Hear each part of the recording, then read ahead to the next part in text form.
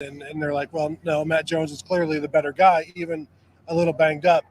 But maybe now, if you knock him out, he does get some time.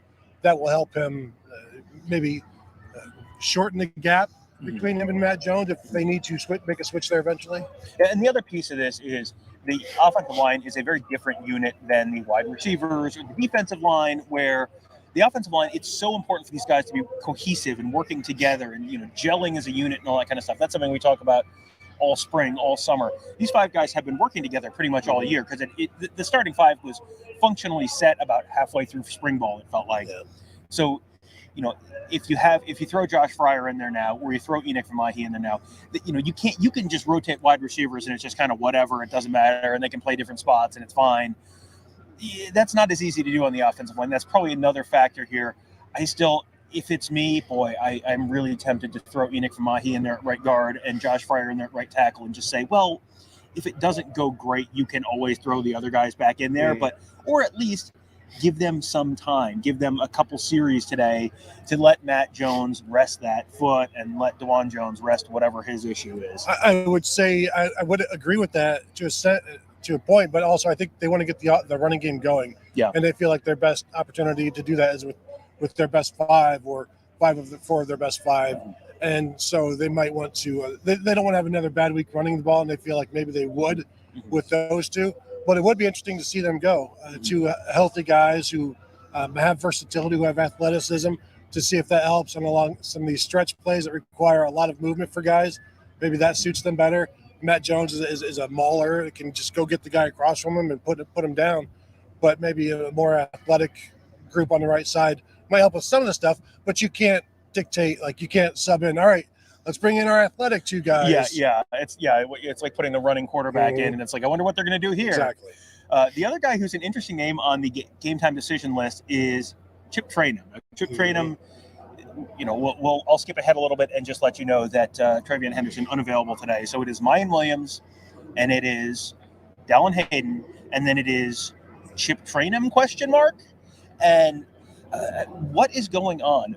Was the running back room built on some sort of Native American burial ground? What is going on in that room? Is this the angry Ohio State running back god? Running back hating god, yes. That has stricken Ohio State. It is, and you still, I can't remember if TC Caffey is on there. He is, yes. And so they've had their top walk-ons were also out at points this season. Evan Pryor. It is amazing, and I don't know what to make of it. People will point to the new turf, and that's the biggest change. But you're talking about guys getting injured on the road as well. So it's so bizarre, and it's the week that we've talked about, and Ryan Day has talked about wanting to get Chip Trayanum out there with Dallin Hayden and relying on those guys to carry more of the load for Mayan Williams, and it's like not so fast, my friend. Yeah, and Mayan Williams is not 100% either. He's still got the finger thing. He's had a little bit of a knee thing at one point. It's just so number 1 is out. Number 2 is a little banged up. Number 3 is out for the season. Number 4 is available, fully healthy and available as far as we know. Number 5 is a game time decision. Number 6 is out. I think Ryan Day said Caffey's out for the season. It's just, you have like 1 and 2 halves healthy scholarship running backs. And then as Kevin said, you get down to Xavier Johnson, who's a wide receiver who they've used in that spot a little bit, but moving Chip Trayanum over there tells me they don't want to move him over there full time because they need him at wide receiver. So, this is one of my thoughts that I've come up with myself. What about maybe getting Cam Martinez some time at quarterback, some Wildcat quarterback, running some options, Tom? Tony, that is an uncharacteristically good idea from you. Almost like it came from somewhere else, but I would certainly never want to throw that sort of accusation around. So, at this point, maybe the best idea you've ever had. I don't think so. I don't want to overstate things, but we'll see more of Mecca running the ball. May see some more Xavier Johnson running the ball from the receiver position, maybe even in the backfield. You've got to do some things. I don't think they want to run CJ at all in this game. They don't have to. Maybe some scrambles, but even then, he's going to prefer to throw the ball. You want him healthy for Michigan, and so you do whatever you can to get him there. It'll be interesting to see how this shakes out. I don't know that they want Mayan Williams carrying the ball 20 times in this game either.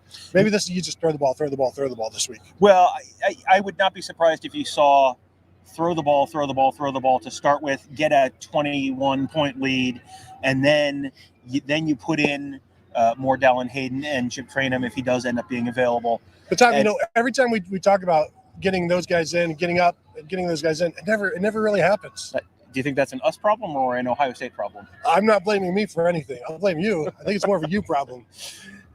Sounds about typical.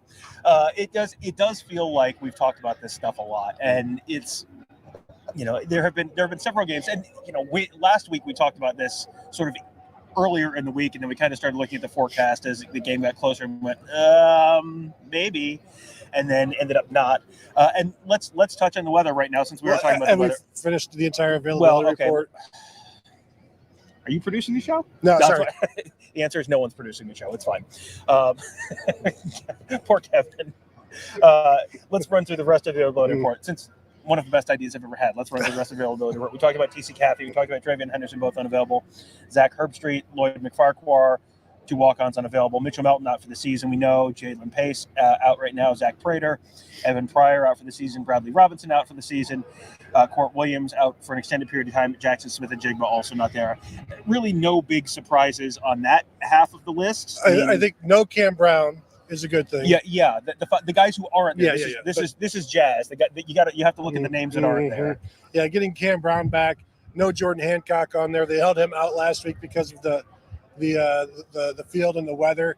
I don't know how much better this field is going to. It'll obviously be better, and it's looking more like snow than rain at this point. So frankly, it's before we talk about the weather, Tony, let's finish the availability report. Kevin, our wonderful producer behind the camera, just made an excellent point. Another name that's not on there, Cam Babb. Oh. So Cam Babb has been on there. I feel like he's been on there most of the season. I think he was on there last week too. He has not played at all this season. This would be, if this game ends up 49-3 in the third quarter, boy, would this be a great time to get Cam Babb some catches and maybe his first career touchdown. The guy wearing the Blocko jersey this year came in. I mean, you want to tell the story? I'm sorry. The story. Go ahead.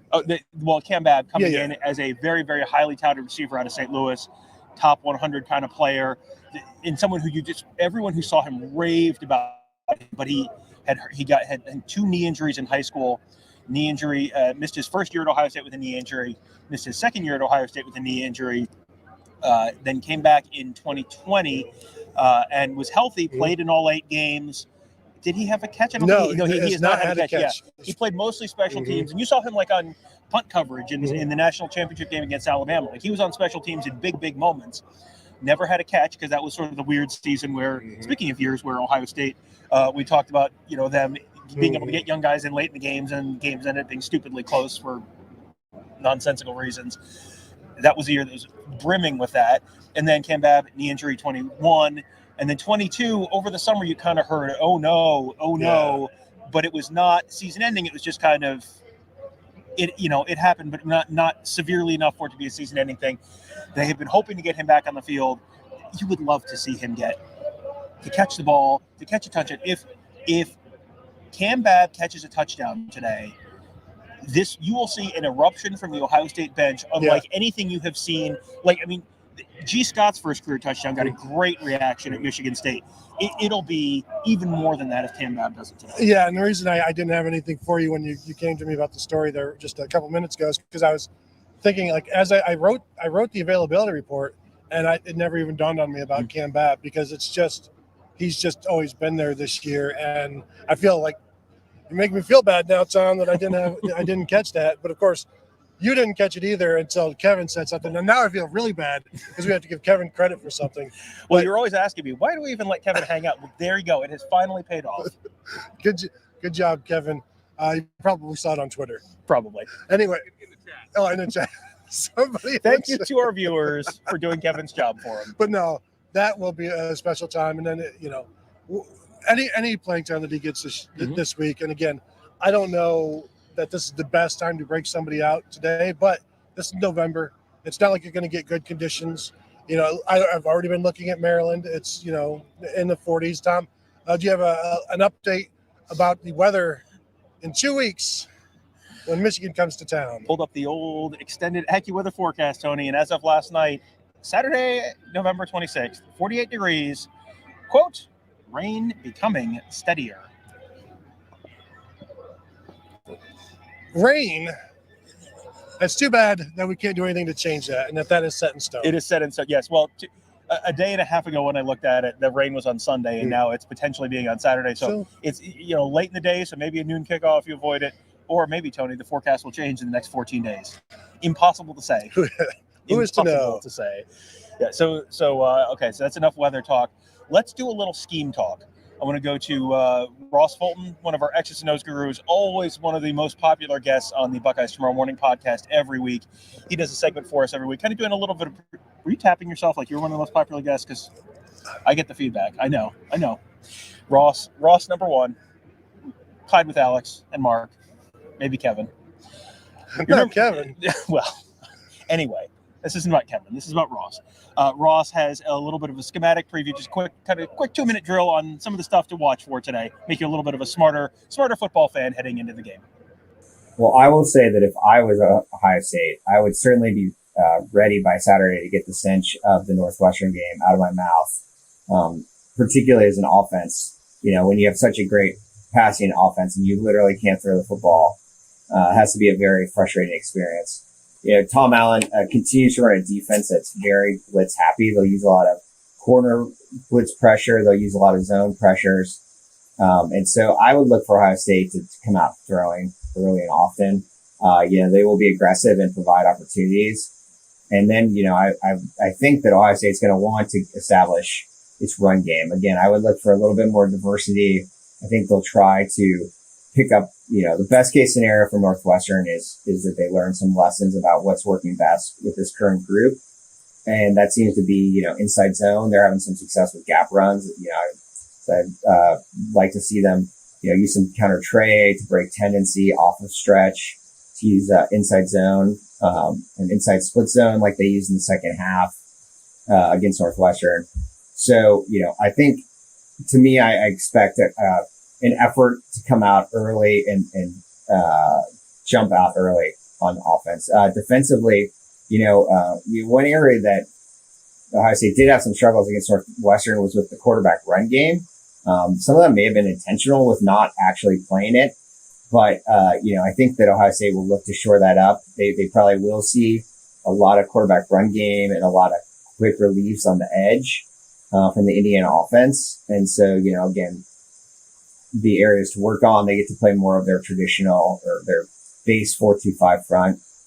And so again, I think on all sides of the ball, I think that Ohio State will be looking to redeem themselves, shall we say, from a subpar performance and really poor weather from the previous Saturday. All right. Thank you to Ross for that. And as always, you can find Ross at BuckeyeHuddle.com. We have a whole growing team of X's and O's gurus. We just added a fourth guy. We have 4 people who talk almost exclusively about scheme on the site, on the huddle board at BuckeyeHuddle.com.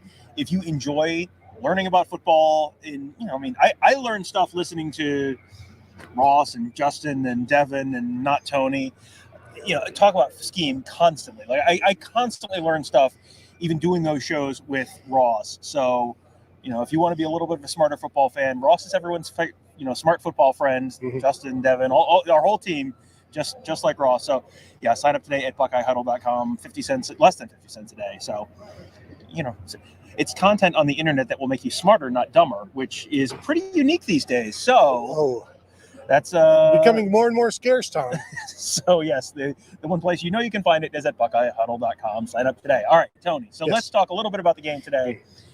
I almost feel like we don't need to talk that much about Indiana because Indiana's extremely not good. Their defense, the area where they have been strongest is run defense. They've given up about 3.6 yards per carry, which is pretty good, but they're getting torched in the pass game, so it's you don't need to. And Ohio State certainly could just throw over them all day long if they want to. Do you think Ohio State comes out and really tries to establish the run right off the bat, or do they throw to potentially loosen things up and then try and establish it? How does Ryan Day handle this today? I feel like they're going to want to really explore the room and throw the ball around because they weren't able to do it last week. And again, as you said, Indiana can stop the run. So why frustrate yourself early on? They want to get out to a fast start.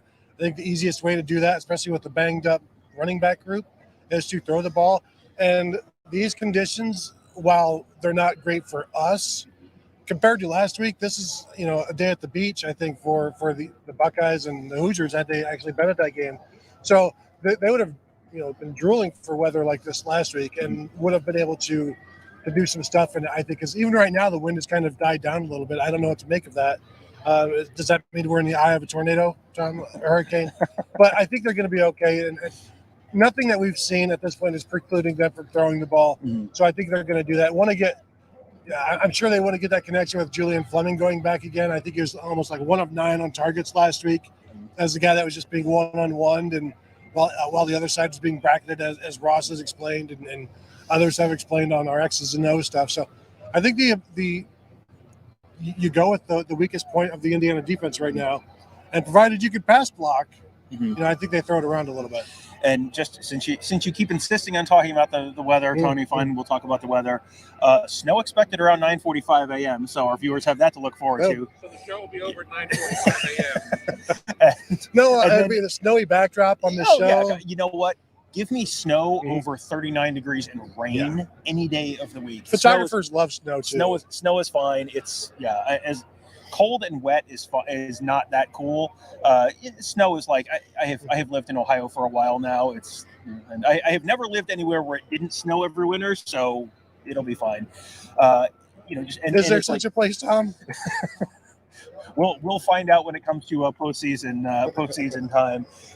And just to give you a little look at the forecast right now, it's just kind of the Weather Channel 15-minute by 15-minute thing has it kind of low to moderate snow at the beginning of the game, and then just kind of like moderate steady snow from about 1 to about 3 o'clock. So should taper off by the end of the game.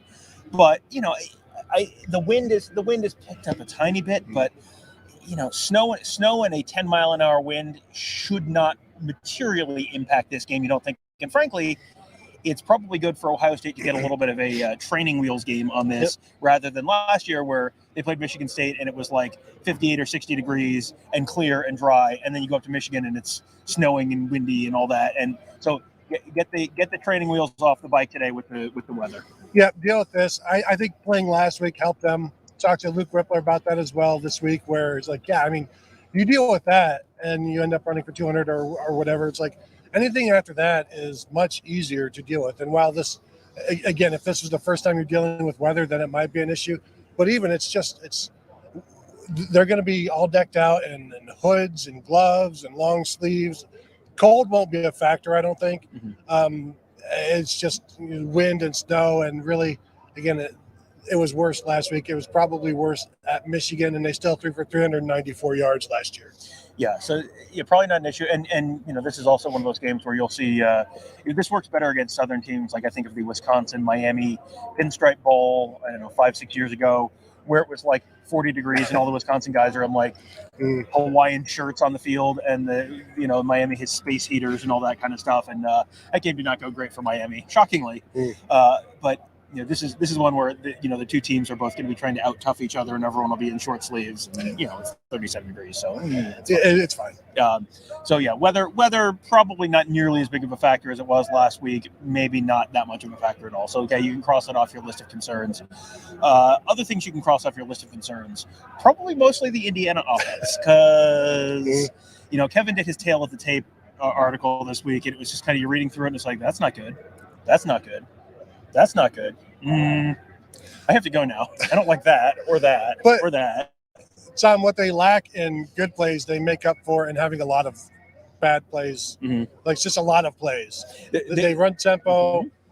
They run as many plays as they can. But the problem is they run a lot of 3-and-outs. And so the defense is on the field more than the offense. 36 minutes for the defense, 24 minutes for the offense. So it's not good. It's not great. This is like losing money on every unit you sell, but you can't. That's one of those things you can't make up for in volume. Like if you're not getting many yards per play, It doesn't help to run more plays because you still only get 4 downs. So right?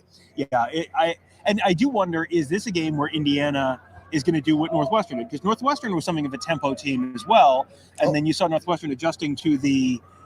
Did you see a snowflake? A couple of snowflakes. Okay, you go try and catch them on your tongue while I finish this thought. Northwestern came into last week with the idea, they were a tempo team throughout the year, and then when you looked at the the weather forecast, they went, okay, well, we're not going to be a tempo team this week, except for when we have the wind. Yeah. This may be one of those things where Indiana goes, there are no favorable conditions for us in this game. We're not going to be a tempo team at all. Keep that defense, because if you expose the defense, you're already vulnerable in terms of passing defense. If you get exposed more with more reps, more snaps for that defense, that's not going to make it better. No, and if you are trying to win the game, you might want to shorten it. I don't think putting your defense on the field as many times as they could against this offense is a smart move. So I think that would be a wise move. But Tom Allen has lost a lot of faith from, I think, this crew here over the last year or so. Well, and all right, so 2 years. I was going to do this later in the show, but let's talk about the 2020 Ohio State-Indiana game, because this is the last time Indiana was here. And, this is the middle of the 2020 season. And this was the game that was the most surreal of all of them. Because we were at a lot of games that season where, they had parents and families in the stands. And it was, 1,300 people watch this game, 1,400 people watch this game. Indiana that week, that was like a mid-November, I think, game.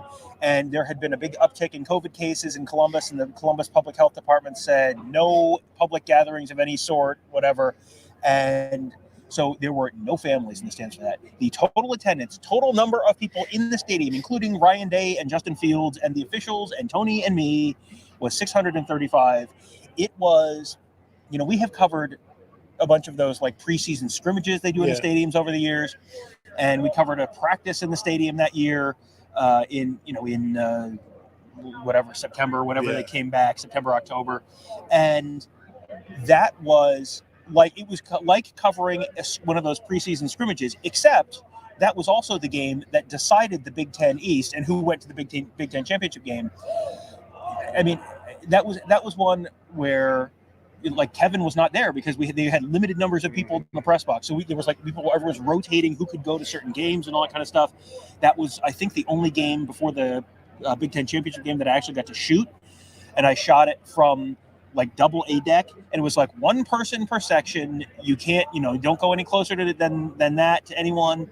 And there were 8 photographers down there around the whole stadium, and you couldn't go anywhere close to the field. You weren't allowed to go down to the railing, and you had to shoot from the. It was a very, very different thing. I tweeted out, if you look at my Twitter, I tweeted out a few pictures from that game, and you'll see them. The pictures are from the stands, and I've got a Garrett Wilson touchdown and Justin Fields going a touchdown, and then there's one that I shot real wide from the north end of the stadium, where you can see the players on the field, and the whole stadium's empty except you've got those cardboard cutouts in south stands. I mean, that was, in a year filled with weird games, that was, I think, the weirdest and creepiest game. Well, the basketball, they do scrimmages against other teams. The secret scrimmage. Yes, that's what that was. It was a secret scrimmage. It didn't kick off at midnight or anything like that, anything crazy. But to be in there where there's no noise, and it's like watching on television on mute, like in the press box, because there's obviously no sound, and you just it's very different. You're just focused on the plays. There's nothing else going on. You've got we're spread out in the press box as well. But it was just a very odd year, and then to have no cheering after a touchdown, because even when it's family and friends, you can still hear stuff. When it's nobody, you can hear coaches yelling, you can hear players yelling up from the press box, stuff like that. It was just very, very, very odd. Yeah, and something else that was very odd was we walked away from that game going, Ohio State jumped out to a big lead, and then Indiana came roaring back and ended up losing by, it was 34-27, whatever it was. It was a touchdown, whatever it was. And, Indiana had the ball late in that game with a chance to potentially, tie or win the game. Didn't get particularly close. But, you look at where we thought Indiana was going to be at that point. versus where Indiana is now. Like that was one season where it was like everything came together, and you had some weird stuff. You had some weird results that year, which is just a lot of it was just like who's best organized. Like being the best organized team and having a little bit of luck health wise got you a long way that year. Indiana, I think, finished 6-1, but missed the Big Ten championship game because Ohio State was undefeated that year and had beaten them head to head. But since then, it has just like last year, Michael Penix got hurt. They couldn't keep quarterbacks healthy, and it just completely fell apart. And then this year, Penix has transferred to Washington. Top 25. Yeah, and where they're a top 25 team. And, Indiana has not made up for that. They didn't. It was like they had the one good year, but that was also a weird recruiting year, so they weren't really able to capitalize on it outside of, edge cases like Deshaun McCullough, where his dad was on staff. It feels like Tom Allen had his moment in the sun, and then just it's like the play damn Yankees. It's like he had the one season and then just poof, gone. Well, and with Indiana, it almost feels like maybe it does feel like they have to have a quarterback that makes them good. Go back to Antoine Randall L, Kellen Lewis with Terry Hepner, back like 2006, 2007. You have a guy that is there for a while. Michael Penix in 2020, he goes down, the entire program just collapses. And you see Michael Penix now at Washington. And I'm no huge Michael Penix fan. I think he's overrated, but he's leading the nation in passing yards right now. But you look at the results, Washington being in the top 25, Indiana being a top 10 team while he was there and healthy. But I think without that quarterback, and they don't have that this year in Connor Bazelak or any of the other guys they've tried. So until you have that, I don't know that Deshaun McCullough can play quarterback. I don't believe that he can. But until you have that, you're trying to piece stuff together. You're trying to get stuff out of the portal. You're hoping Jack Tuttle becomes something, and throughout his career at Indiana really hasn't. And so without that, you really don't have enough pieces, and defense gets wasted. They've had good running backs over the years, but they just can't match everything up at the right time. They did it in 2020. But that became we saw what would have happened if Northwestern and Ohio State would have played in the 95 and 96. Like one team kind of rises, and then Ohio State has to squash it. Yeah. That's actually a very similar comparison, because in 98, 97, when Northwestern came to Ohio State, I think Ohio State beat them 48-6 or 49-6 or something like that. We are going to right now at the bottom of the hour hit another package. We're going to hit we'll do mine. Let's do mine, Tony, because I love, what I love to hear talk? I love to hear myself talk. We've been doing our behind the scenes of Ohio State football series all year. This one is on the trophy lobby at the Woody Hayes Athletic Center. This is something that you can see. You'll hear in the package when you can do it. It's kind of weekdays. You can't do it on Saturday mornings, but certain weekdays, certain times, you can go in there and actually see it for yourself. It is very cool. If you're an Ohio State football fan around Columbus, I would recommend you do it. So let's take a look inside the trophy lobby at the Woody Hayes Athletic Center.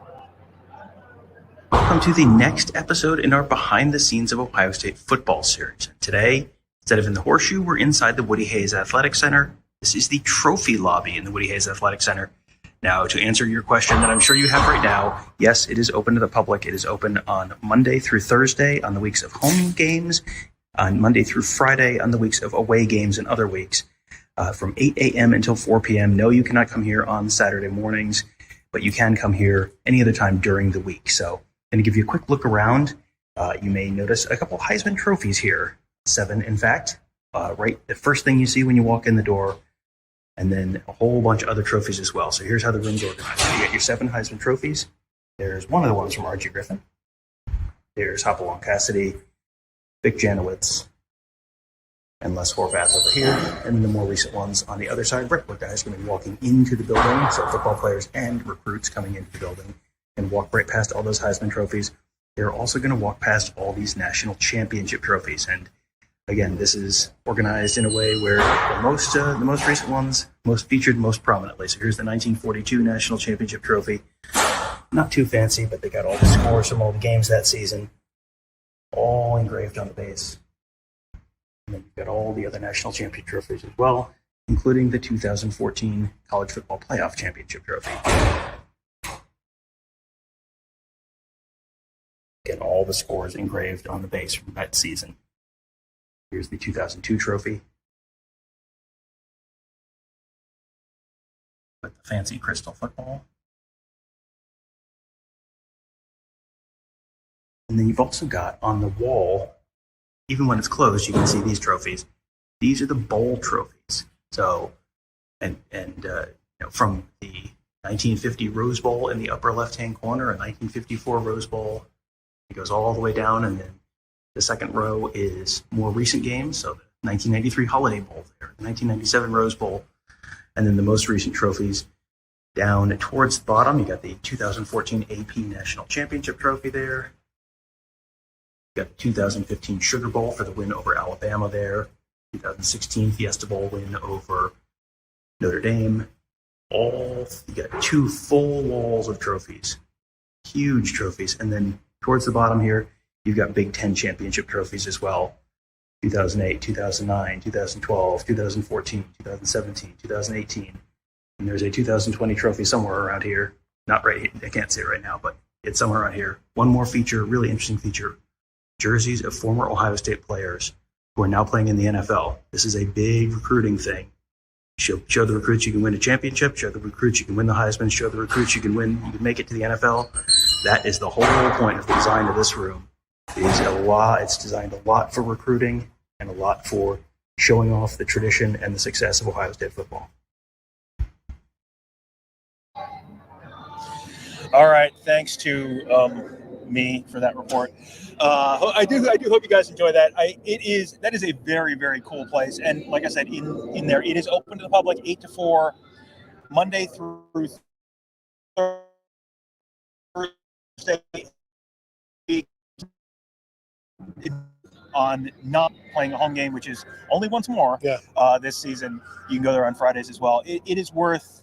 Like, take your kids over there and go take a picture of the Heisman Trophy. Yeah. Go take a picture of the National Championship Trophy. Which Heisman Trophy? All of the Heisman Trophies. There are in fact 7 there. They made 2 copies of our shoes for some reason. I'm not sure why, but yes, there are 7 Heismans in there. A bunch of National Championship trophies. It's a lot of cool history there, and you can walk right up to it. So Crystal football. There are actually multiple crystal footballs because they went back and they made one for 2002, which you saw in the package. They also went back and retroactively made one for another coaches championship they won, or it's the 14 one. I can't remember, but there's another one in there for one where you don't think of that as being the trophy. But 70? No, I think they have a different one for that one. But anyway, 2012. Only one way to find out, Tony, and that is to go into the trophy lobby at the Woody Hayes Athletic Center. Definitely worth a trip. One of those like free, cool things. Like your kids if they're football fans. Better than COSI. You said it, not me. Definitely worth a trip at some point when you're on campus. So, all right, just had to enjoy the drum solo for a minute. And so as we kill our monetization because Ohio State can't control their volume, let's talk a little bit about the availability report. We're kind of a little past the bottom of the hour here. Big news today, the two guys who are on the game time decision list, right tackle DeJuan Jones, backup running back Chip Trayanum, both game time decisions. Which of those to you is potentially more of a issue for Ohio State? Well, I think DeJuan Jones is the bigger name. That was the more surprising one. The Chip Trayanum one is like, well, that figures. Yeah. They need him to play this week, so that figures. I think they would. I think it's strange. Not having Chip Trayanum go this week is. I don't know if that's the bigger thing. That's the one I think maybe bums them out the most, that he can't go, and you've got to put more on Mine Williams, or you have to put more on Dallin Hayden. I think putting more on Dallin Hayden this week is fine. Mm-hmm. Give him an opportunity. Let him go. Let him work. Maybe that changes some things up because everybody was calling for him or Chip Trayanum against Northwestern. So just get up in there and see if something happens. Mine Williams clearly not 100%. Mm-hmm. So put somebody who is 100% in. Maybe Chip Trayanum wasn't actually 100% last week, and so maybe Dallin Hayden is. And so maybe let's see what he does, opening the second quarter. So don't need to wait until the third quarter or fourth quarter. You don't need Mine Williams out there every single time. I think it's okay. You can overcome a turnover if Dallin Hayden fumbles. Now, I don't expect him to. Maybe he has. Maybe they've seen some things in practice that have concerned them. But everything we've heard is that ball security has been very good by both of those guys, Chip Trayanum and Dallin Hayden. Yeah, and it feels like this is one where it almost would not be bad for them to see Josh Fryer in a game and just let him get those reps. This is a game where you would like to see Chip Trayanum get reps and not have to lean on Mine Williams. We have not said Travion Henderson's name yet in this segment, and that's because Travion Henderson is unavailable again this week. So no Travion Henderson, no Evan Pryor, no TC Caffey. So you've got Mayan Williams, who is still not 100% after coming back from a hand thing and a knee thing, and you've got Dallin Hayden, who is apparently 100% or as close as anyone is this time of year, and then you have Chip Trayanum, who is a game time decision.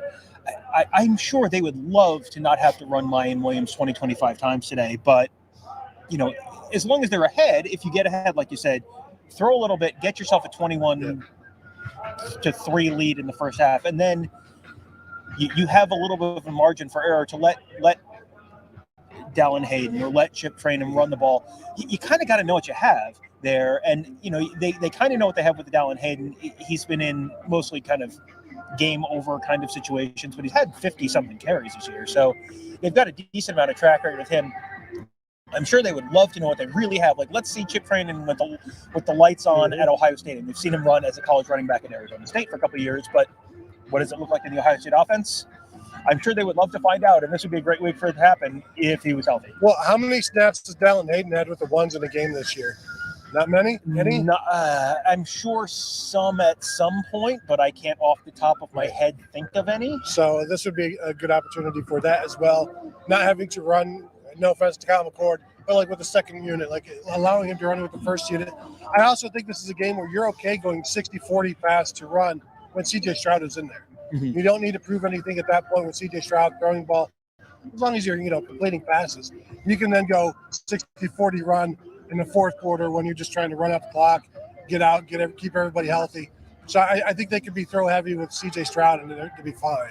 And I kind of expect them to be throw heavy with CJ Stroud because last week none of the Heisman front runners had a great week last week, other than maybe Stetson Bennett, and that was more of a team had a great week kind of thing. It feels he had some long throws last week, but it feels like this is a week where after CJ Stroud threw for 76 yards and ran for 79. I'm sure this is going to be a little bit of a get the stats right game for CJ Stroud. So, him throwing for 350 yards and 5 touchdowns, or 400 yards and 7 touchdowns, and breaking his school record. I mean, that would not surprise me if this was a little bit of a get the numbers right and show that last week was a weather-related fluke. If that was at least part of the thinking this week. Yeah, it almost feels like 325 and 4 touchdowns would be the baseline. That's like you set the line right there and go over or under that, because I think you could see a big day from Stroud. I think they want to, and as long as the conditions allow it, and they'll find out during the game whether they do. Because I'll tell you, watching before the game, they were throwing the ball well in pregame. The ball was even against the wind. They were completing passes in warm-ups, but then they get to the game and it's like, well, no, this doesn't work. So they'll see one thing during warm-ups, and then they'll figure something else out during the game, or maybe they'll see exactly what they're expecting and just continue to throw the ball. All right, let's touch on the weather real briefly, because I'm sure that as people see us, we're a little more bundled up than normal. It is chilly. It is in the 30s right now, and there's enough of a wind that it's like, we're in, you have to look at the wind chill season, and it's, 32 wind chill or something like that. And the snow, right now, we had a couple flakes of snow earlier. It's going to be, as you get closer to noon, we're probably looking at more snow, and it's, first quarter and a half is maybe some light snow, and then heavier, probably for much of the second half, and then tapering off towards the end of the game with the forecast as of about 20 minutes ago, which I'm sure has probably not changed. So this is not a game where the weather should completely change everything about the game like it did last week. This is the weather might impact things slightly, but not, it's chilly. This is not 70 degrees and indoors in Indianapolis, but also if you can't function in this, you got to change your offense. Yeah, but I mean, November impacts everything. Even going back to JT Barrett and Braxton Miller, their passing numbers would drop like a rock in November. So now when you get to like Justin Fields, they didn't drop as much because he could throw through this, and so could Dwayne Haskins. But this, I mean, it is what it is. You've got quarterbacks now that should be able to handle it. Doesn't mean they're going to be 400 yards and 72% completion, but it does mean that they can throw the ball when they need to, or at least attempt to. And then it comes down to receivers getting open. Because again, they have some talent, but defensively, Indiana has some secondary talent, but they've just given up so many yards. And I think I wonder how much of that is just wearing down over the course of the game. I don't know what their per quarter stats are, but they're out there so much, and the offense doesn't help them, and of course the Ohio State offense isn't going to help them either. Yeah, and Indiana's per game stats, this is not per quarter, but 107th in the nation in passing yards allowed, 98th in the nation in passing yards allowed per attempt, 123rd in the country in passing touchdowns allowed. I mean, that is like, I know every team always wants to walk into every game saying, listen, here's how we're going to win. Yeah. And it's like, well, if the forecast gets way worse miraculously in the next 15 minutes, that is a recipe to have the first half of the Michigan State game from last year. If you are a vulnerable pass defense, this is not the team you want to face. And they have, their defense has been pretty stout against the run, but it's just the back end of that defense is not great and does not get it better with more exposure. Yeah, no, and as you're watching on TV, the wind will be blowing from the right to the left, so when they're going with the wind, I think you're going to be throwing the ball more at that point. The wind is going to be blowing from the left to the right. Left to the right? Is it from the? Okay, yeah, yes, no, it's from right. the close. North, I'm looking how I'm watching. Yes. Yeah, thank you, Tom. So there's a little transfer in there, but so you'll have an idea of where the wind is and when they're going to be maybe throwing the ball more than normal. Because while it's not terrible, I think it won't be as easy against the wind because there's enough wind to affect throwing against it. Yeah, and we're talking like 10 miles an hour right now, so nothing remarkable, but enough that you feel the wind and you feel it. It's a little chilly out here. And who knows what it is on the field? Like it may not be there. Well, and that's the other thing. You get just because the wind is this way outside, and a lot of times you'll see the flags at the top of the stadium blowing one direction, and the flags inside the stadium are sometimes blowing. They're not going to be blowing the other direction, but they might be blowing more side to side or something. You get some weird wind patterns in there because of the shape of the stadium. So we're going to go to this is not the biggest recruiting weekend of the season. That will come in 2 weeks, but this week Ohio State has a number of familiar faces, in-state commits coming in. They also have a really fast rising linebacker who is currently committed to Memphis, but not going to end up going to Memphis unless something really shocking happens. This is a little bit like DeJuan Jones very late in the cycle was just kind of like out of nowhere, going from no offers to like Ohio State and Penn State are battling for DeJuan Jones. This is a little bit of the same situation where you get these guys late in the cycle every once in a while. They have one visiting. Alex Gleitman knows all about him. He's going to tell you about that and some other guys to know who are visiting Ohio State this weekend. Thanks, guys. Another big recruiting weekend for Ohio State. Buckeyes return home to play in the Horseshoe. Not only will they be hosting the Indiana Hoosiers, they'll be hosting a number of big-time recruits. Maybe the list isn't as big as it will be in a couple weeks for the game against Michigan in Ohio Stadium on Thanksgiving weekend, but it is a pretty nice list. The Buckeyes are going to have a handful of their 2023 commits on campus. Always great to get those guys back in the Horseshoe, solidify their status, have them help recruit some of the uncommitted guys. But they also will be hosting an official visitor in the 2023 recruiting class, linebacker Arian Carter, a Memphis commit out of Smyrna High School in Tennessee. Arian will not be signing with Memphis, spoiler alert. You never know. I guess the Tigers could hang on to the hometown hero, but right now I'm hearing Alabama is actually the team to beat for the fast emerging star who's really shot up the recruiting rankings and recruiting boards of many schools across the country over the last couple of months, including Ohio State, who offered about a month ago at this point. The great news for the Buckeyes is they are getting an official visit this weekend. That just shows, this guy's taking it for real. I mean, this isn't, you don't come up to Columbus, Ohio in November, potential snow against a mediocre opponent. This isn't like he's coming for the Michigan game just to see a great game against a rival, a 2-versus-3 matchup. So I think that this visit speaks volumes in his interest in Ohio State. I think he really wants to see if Ohio State is the best place for him. Right now, I'm told Alabama is probably that number one team. I think Tennessee might be number two. So Ohio State looking to make up ground here, if nothing else, potentially maybe even take the lead in this recruitment. We'll see how it goes after the visit, but that's definitely a big player to get on campus at a position of need at linebacker. So that's one storyline I'll be watching very closely. Ohio State will also host a number of underclassmen, wide receiver Amarian Stewart from Illinois, offensive lineman Jake Wheelock from in-state, offensive lineman Mark Nave from in-state, a few tight ends in Jaden Riddell. Thanks, guys. Another big recruiting weekend for Ohio State. Buckeyes return home to play in the Horseshoe. Not only will they be hosting the Indiana Hoosiers, they'll be hosting a number of big-time recruits. Maybe the list isn't as big as it will be in a couple weeks for the game against Michigan in Ohio Stadium on Thanksgiving weekend, but it is a pretty nice list. The Buckeyes are going to have a handful of their 2023 commits on campus. Always great to get those guys back in the Horseshoe, solidify their status, have them help recruit some of the uncommitted guys.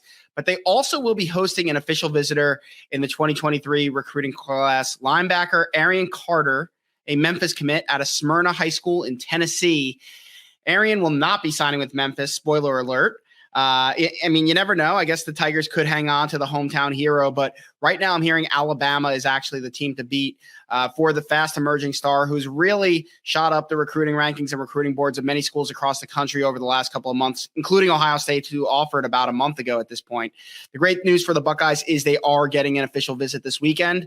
That just shows, this guy's taking it for real. I mean, this isn't, you don't come up to Columbus, Ohio in November, potential snow against a mediocre opponent. This isn't like he's coming for the Michigan game just to see a great game against a rival, a 2-versus-3 matchup. So I think that this visit speaks volumes in his interest in Ohio State. I think he really wants to see if Ohio State is the best place for him. Right now, I'm told Alabama is probably that number one team. I think Tennessee might be number two. So Ohio State looking to make up ground here, if nothing else, potentially maybe even take the lead in this recruitment. We'll see how it goes after the visit, but that's definitely a big player to get on campus at a position of need at linebacker. So that's one storyline I'll be watching very closely. Ohio State will also host a number of underclassmen, wide receiver Amarian Stewart from Illinois, offensive lineman Jake Wheelock from in-state, offensive lineman Mark Nave from in-state, a few tight ends in Jaden Riddell and Aiden Steinfeld, both on the Ohio State board. Riddell does have an offer from Ohio State, so that is something to watch. It's his first visit to campus. Dylan Stewart, talented defensive end from Maryland area, DMV, Larry Johnson special. These guys look up to Chase Young, so he's a potential 5-star prospect in next year's class. He's definitely, if he makes it to campus, because he's backed out on a lot of these visits that I've covered him for Rutgers and things like that.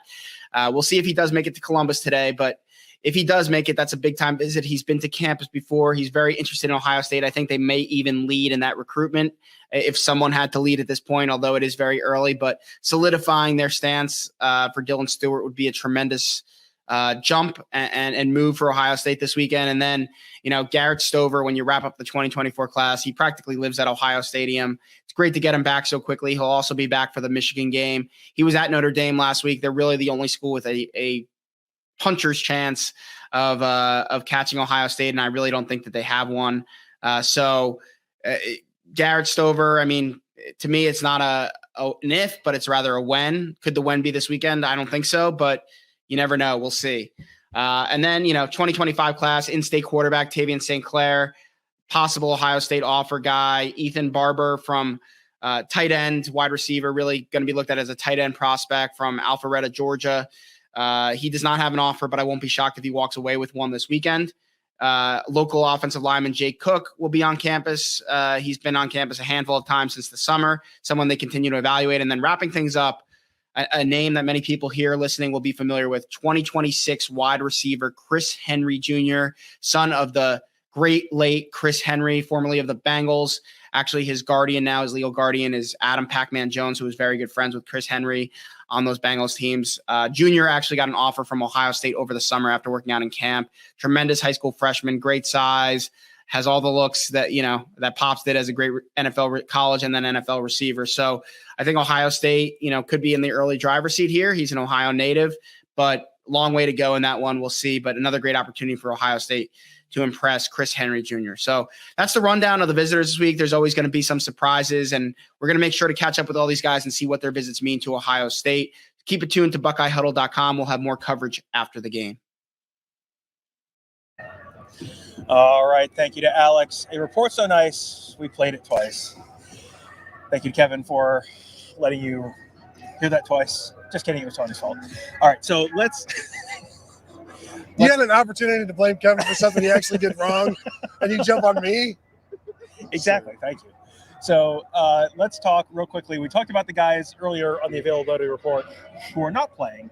And in addition to the 2 game time decision guys, we talked about all the usual names that are on there, Jackson Smith-Njigba and Court Williams and a lot of those guys. But some of the names that were not on there were also kind of interesting. One is on the offensive side of the ball. That is wide receiver Cam Babb. Now, he's someone who has had a long and winding road at Ohio State, came in as a very highly touted recruit, is super, super well respected. He's the captain on this year's team. He's the Block O jersey recipient. I mean, this is someone who is as well thought of and highly respected as anyone in the program, and has never had a catch. Yeah. And has, never caught a touchdown pass. And Fifth-year senior has only really gotten on the field in one season.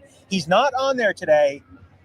We'll see, that there's no guarantee that he will play today. But if you see number 0 out on the field, that is potentially a very cool story. That may be something we're talking about a bunch after this game. If he does get his first career catch, get his first career touchdown pass. If Cam Babb catches a touchdown pass today or at some point later in the season, that is to me potentially one of the most emotional high points of the season for Ohio State. Yeah, and if he's out there today, they'll run through pregame to see how he feels, and if it's a go and he's out there, they're going to look for him. They're going to try, whether that's like a first and goal at the 2 type of thing with a rollout, something like that. Yeah. Where they will scheme it up for him, and even if it's just a catch at some point in this game, he'll be in the post game because everybody will want to talk to him. It's a story that should be shared. Perseverance.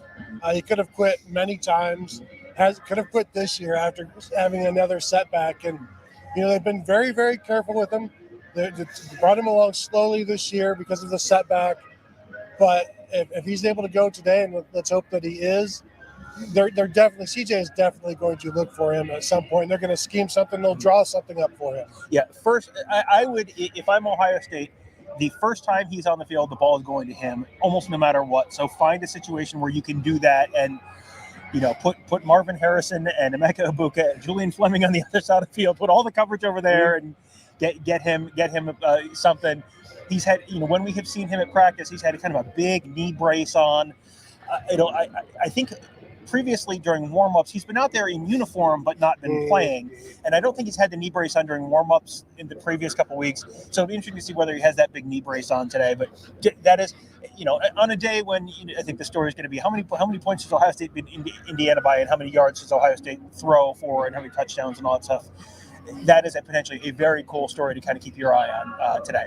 On the defensive side of the ball, on the availability report, a couple of guys who were not on there who was like, there are no corners on the availability report. So Denzel Burke and Cam Brown and Jordan Hancock and J.K. Johnson and Jair Brown, everyone is supposedly healthy. All the safeties except for Court Williams are supposedly healthy. This is, if you're assuming you're taking this as gospel and no one is a little fringy like Jordan Hancock was last week, and Jordan Hancock was not on there last week, didn't play anyway.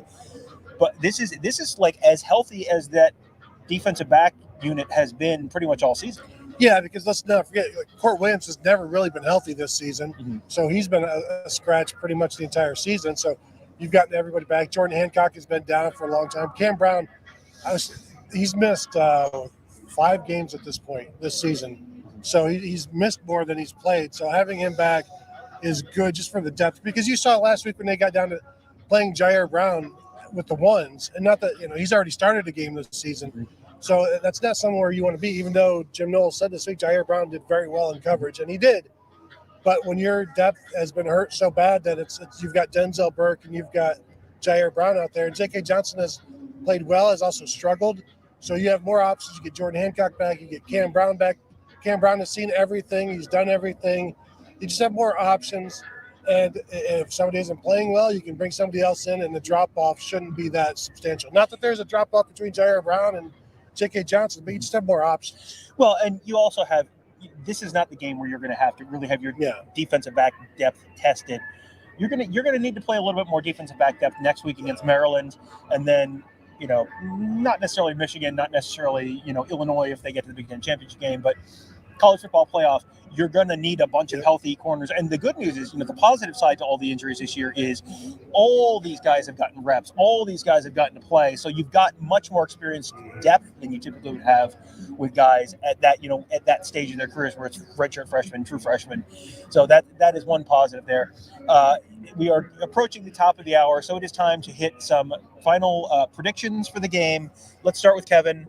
Kevin, what are you thinking? What did you predict for the game today? Thank you, All right. Randy. Yeah. Christmas Story. No, I think this is going to be a get-right game for the Buckeyes. I think that even with some diminished ranks on the offensive side of the ball in terms of running back and maybe having DeJuan Jones, maybe not, that they're going to come out and they're going to try and set a message. They want to put that Northwestern game as far behind them as possible. I like them to come out and just keep the hammer down for 3 full quarters, 63-10 Ohio State. You didn't want to say that halfway through and then start again? No? Okay. Appreciate you. You too. So I was going to suggest push him over to see if he could get up. I can't move. I can't get up. All right. So I hear sirens. So that is probably going to be Indiana arriving for the game. So we'll have if we do have Indiana folks showing up, we can have Kevin panning over, and yeah, there we go. Here comes the police escort for Indiana coming in. So Kevin, they don't need to look at us. They can watch it. They can watch Indiana come in. But so Tony, go ahead and give us your score prediction. Yeah, I'm along with Kevin. I think they're going to throw the ball really well, and just once you get that going, because they weren't able to do it last week. So I went 45-10. I feel like 10 points is right in that sweet spot. I was honestly thinking about a shutout, but we know how that has gone this season. I think the possibilities are there. It's just one of those things where sometimes you lose the shutout in the fourth quarter when the game is already over and nobody's really paying attention. Mm-hmm. So that's you got 45-10, Kevin 63-10. I'm kind of in the middle there, 56-6, and that's one where on Thursday when I made the pick and the forecast was fine, it was like, yeah, they can get to 56, and then it's like I'm standing out here and it's like, yeah, it's kind of chilly, it's a little windy, snow coming. I'm feeling 56-6 might be a little high on the Ohio State side, but I think they are definitely going to be looking to throw the ball. Yep. They're going to be looking to put up some stats, maybe make up for some things that, numbers that they didn't get last week at Northwestern. They may want to try and make up for things. And, if you have a Cam Babb out there and it's 49-6, I think that's one where you can say that, why is CJ Stroud throwing the ball to a guy in the fourth quarter up 49-6? That's when you can explain to Tom Allen during the post-game handshake, hey, sorry, it's a senior captain and never had a catch and we wanted to get him one. And if Tom Allen doesn't like that, well, that's yes. There's been a lot that Tom Allen hasn't liked the last couple of years. All Ryan Day would have to say is, Tom, the Indiana thing is love each other. Yes. So Ryan Day was like, sorry, Tom, we love each other. Mm-hmm. We wanted to throw a touchdown to our captain. It is only fair. There are the Indiana buses coming up. So when Indiana shows up, that means it is about 2 hours till kickoff. Ohio State will be coming through the north end of the tunnel in about 10 minutes probably. So here comes Indiana. So that is our cue to head on inside and start getting ready for all the other stuff we have to do pregame. We'll have all the recruits that Alex talked about in his segment. We'll have photos of those guys for you. We'll have, of course, complete coverage of the game. And then after the game, we'll be back here at youtube.com/Buckeye Huddle with our full post-game live coverage, have instant analysis and insight from Mark Givler and Devin Radcliffe as soon as that clock hits 0. Then interviews with Ohio State players and coaches streaming live for you. And then Tony Gerdeman and I, of course, doing the Buckeye Weekly Instant Reaction post-game show as well.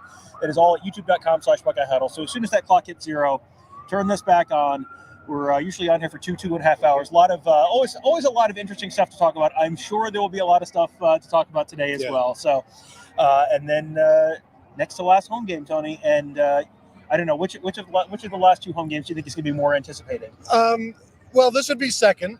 Yeah. Okay. So right behind number 1 in 2 weeks. Yeah. I mean, and if it's the second most anticipated remaining home game of the season, it must be a pretty big game. It is. Hey, every home game is a big game when you only have 8 a year.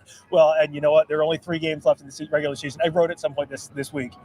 Regular season is 75% over already. I was like, that can't be right. It is. So only 3 weeks of Ohio State regular season football to enjoy, and so I would recommend you enjoy every moment of them, and then come back here after the game, youtube.com/Buckeye Huddle to enjoy the post-game show as well. Make sure you hit that thumbs up for us.